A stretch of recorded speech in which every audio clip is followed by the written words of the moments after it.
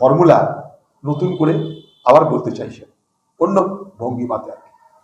আজকে তো পরবের দিন, আজকে বিদেশের দিন নয়, সব মঞ্চ রাজনীতির মঞ্চ নয়, সব মঞ্চ ভোটের মঞ্চ নয়, কিন্তু আপনার কাছে কিছু যায় আসে নাকি?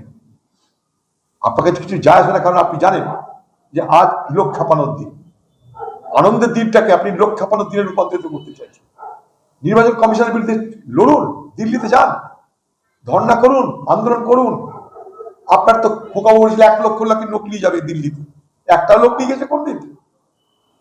আপনি সুপ্রিম কোর্টে গিয়ে আরো ঝঞ্ঝাট পাকিয়ে এলেন, জটিল তো ছিল আরো জটিল করে এলেন। আপনার সরকারি অফিসারদেরকে আপনি একবারে বলেননি যে যেমন করে হোক প্রত্যেকটা ভোটারের নাম তুলতে হবে। সুপ্রিম কোর্টে গিয়ে আপনি এমন কায়দা করলেন যে সুপ্রিম কোর্ট থেকে এখানটায় বিচারকদের হাতে আজকে এসআইআর চলে এলো। এই ঝঞ্ঝাট পাকালো কে? আপনি পাকিয়েছেন এই ঝঞ্ঝাট। কেন পাকিয়েছেন আপনি জানেন। আজকে পশ্চিমবঙ্গে আপনি ব্যর্থ, স্বাস্থ্য, শিক্ষা, কর্ম সবকিছুতে ব্যর্থ। তাই মানুষের দৃষ্টি ঘোরাতে হবে। ঘোরাতে গেলে নতুন বিষয় চাই, নতুন বিষয় এসআইআর।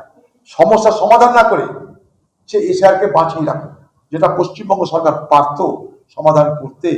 তাদের সরকারের পরিচালিত সমস্ত প্রতিষ্ঠানকে ব্যবহার করে, বিডিও, এসডিও, ডিএম দেরকে ব্যবহার করে সেটা উনি করেননি পরিকল্পিতভাবে।